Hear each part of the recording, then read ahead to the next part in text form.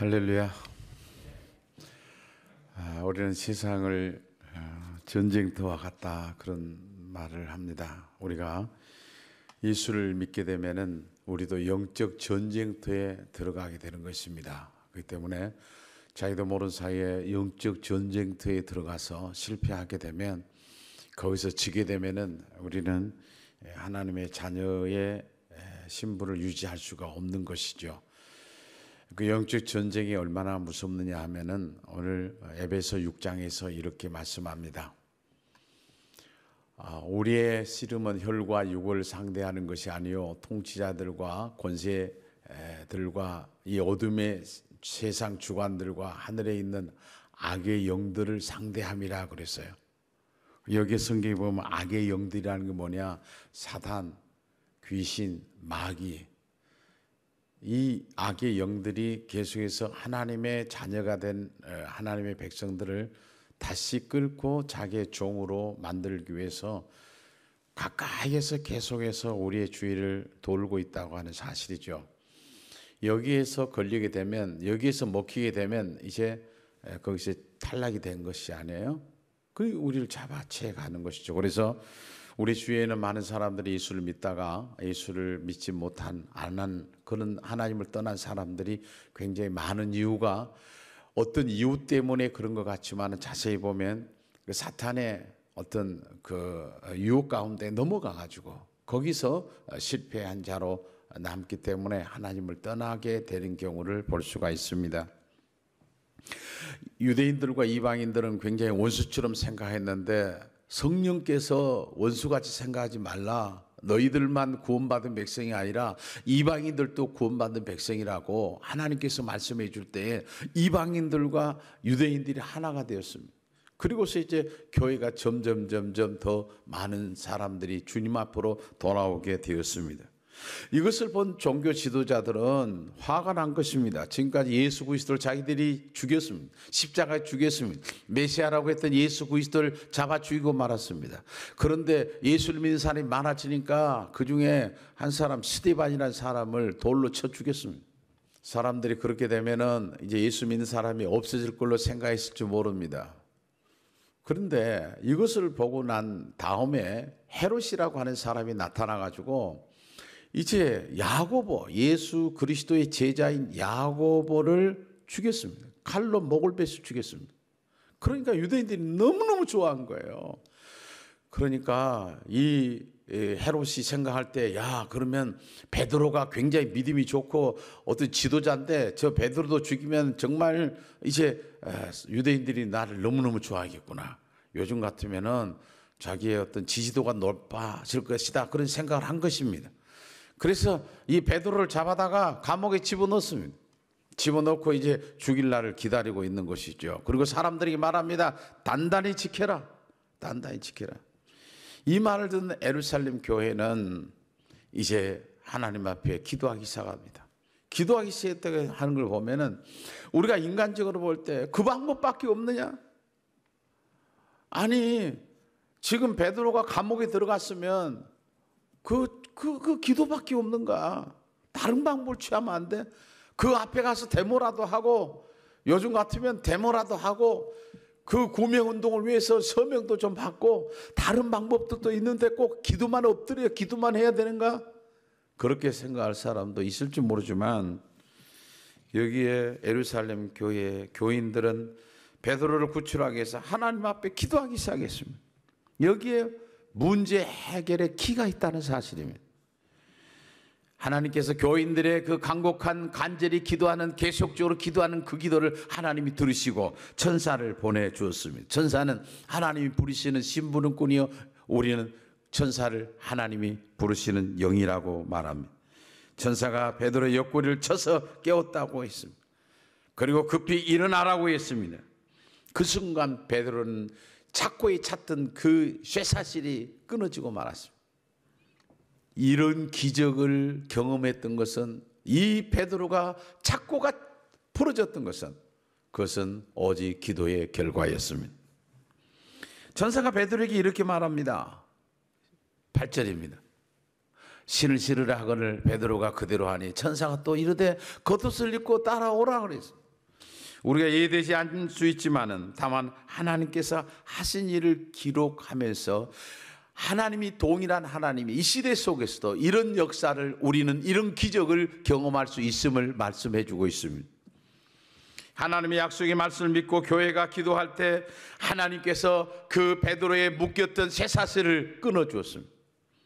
그러므로 최후의 수단이 기도가 아니라 기적을 가져오게 하는 방법이 하나님 앞에 엎드린 것입니다. 오늘 말씀은 사람이 볼 때 아무리 불가능한 상황 속에서도 하나님이 개입하실 때 어떤 기적이 일어나는가 하는 것을 우리에게 보여주고 있습니다. 잠에서 깨어난 이 베드로는 발로 이 천사가 가서 차니까 일어났는데, 일어나서 보니까 이게 꿈인가 생신인가 그런 어리둥절했습니다. 베드로는 이상한 경험을 또 계속해서 시작합니다. 기적의 역사는 그 앞에서 계속됐습니다. 오늘 10절의 말씀에 이렇게 말합니다. 시내로 통한 쇠문에 이르니 문이 저절로 열리는지라. 근데 그것은 하나님이 하신 일이었습니다. 그러고 난 다음에 베드로가 자기의 느낌을 얘기하는데 11절에서 이렇게 말합니다. 이에 베드로가 정신이 들어 이르되 내가 이제야 참으로 주께서 그의 천사를 보내어 나를 헤롯의 손과 유대 백성의 모든 기대에서 벗어나게 하신 줄 알겠노라 그랬습니다. 여러분, 하나님의 기적의 역사는, 하나님의 은혜는 금방 알 수 없지만 다음에 아는 경우가 많습니다. 정신을 차리고 보니 주께서 천사를 보내서 자기를 지금까지 이렇게 몰고 가신다는 것을 깨닫게 되어졌던 것입니다. 이것은 하나님의 능력이 무엇인지를 우리에게 가르쳐 주고 있습니다. 그런데 감옥에 잡혀간 이 베드로가 깊은 잠에 빠져 있다고 하는 사실, 베드로는 지금 착고에 채워가지고 내일이면 사형을 당할 수 있습니다. 그런데 어떻게 그런 상황 속에서, 그 어려운 상황 속에서 잠을 자는데 그렇게 깊이 잠을 잘 수가 있는가? 베드로가 지금 정신이 없는 사람인가? 내일 죽는다는데 무엇이 베드로를 이렇게 잠을 깊이 자도록 했을까요? 무엇이 베드로에게 이런 염려를 없이 그냥 잠을 푹 자게 만들었을까요? 베드로는 한때 죽음이 들어와서 예수님을 3번이나 부인했던 사람입니다.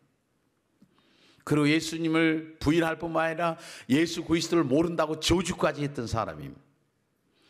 그런 그가 어떻게 이런 모습으로 죽음 앞에서도 두려워하지 않았는가?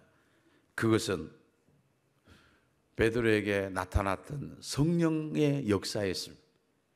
베드로가 성령 충만을 받기 전에는 굉장히 겁쟁이 베드로였습니다. 그러나 사도행전 2장에서 성령 충만을 받고 난 다음에 베드로뿐만 아니라 거기에 있던 많은 사람들이 성령 충만을 받고 이런 역사들이 일어났던 것입니다. 담대하기 시작했습니다. 베드로는 사내들인 앞에서 예수 그리스도를 십자가에 죽게 했던, 재판했던 그 사내들인 앞에서도 그는 담대하게 말했습니다. 그 앞에서는 어떤 상황이 있었어도 그는 두려워하지 않았습니다. 어떻게 베드로가 죽음도 두려워하지 않고 천사가 옆구리를 치도록까지 깊은 잠 속에 들어갔는가? 그것은 성령 충만이 그를 그렇게 만든 것입니다. 오늘 지금도 신앙생활을 하면서 때로는 굉장히 불안해하고 때로는 염려를 많이 하고 걱정도 많이 할 수 있습니다. 그러나 우리가 성령 충만함을 받을 때 그런 걱정들이 다 없어집니다. 그 전적으로 내 모든 행한 것까지도, 내 앞길까지도 모든 걸 다 맡깁니다. 밤잠을 자지 못했던 사람이 잠을 자기 시작합니다. 하나님이 선한 길로 인도하실 거야. 오늘날도 우리는 개인적으로 교회적으로도 영적 싸움이 계속되어지고 있습니다. 도저히 해결할 수 없는 위기 가운데 들어간 사람도 있습니다. 하나님은 때로는 우리를 벼랑 끝으로 우리를 몰고 갔을 때가 있습니다. 이래도 기도하지 않을 거야. 이래도 하나님을 찾지 않을 거야. 초대교회 성도들은 하나님 앞에 그런 사인이 왔을 때 그 사람보다, 그 사건보다는 하나님이 우리에게 기도를 지금 시키고 있구나 하면서 그들은 무릎을 꿇었습니다. 하나님은 믿는 사람들에게 위기가 없다고 말하지 않습니다. 어려움이 없다고 말하지 않습니다. 하나님은 위기 앞에, 어려움 앞에 어떻게 해야 할 것을 말씀하고 있는 내용입니다. 청교도 설교자 사무엘 제특이라는 사람은 이런 말을 했습니다. 마귀의 최대의 관심은 그리스도인의 기도를 방해하는 것이다. 마귀는 기도 없는 연구, 기도 없는 사업, 기도 없는 봉사, 기도 없는 신앙을 두려워하지 않는다. 그리고 기도 없는 노력과 지혜를 비웃고 경멸한다. 기도 없이 성공이라고 생각하지 마세요. 잘된 것을 기도 없이도 얼마든지 잘 될 수 있습니다. 그러나 그것은 우리는 넘어질 수가 있다는 사실을 경고하고 있습니다. 하나님 오늘도 우리에게 방법을 찾기보다는 하나님의 도움을 바라라고 말씀합니다. 우리에게 기도하라고 말씀합니다. 하나님을 찾고 하나님 은혜를 구하라고 말씀합니다. 오늘 말씀을 통해서 하나님께서 하나님 나에게 주신 말씀이군요. 하나님 오늘 말씀은 우리의 가정에 주신 말씀이군요. 하나님 그렇게 하기를 원합니다. 나에게도 그런 마음을 하나님이 허락해 주옵소서. 그리고 그 초대교회에 일어났던 그런 놀라운 역사가, 기적의 역사가 나에게도 우리 가정 가운데도 일어나기를 원합니다. 이런 가정들이 다 되시기를, 우리 성도들이 다 되시기를 주님의 이름으로 축원합니다.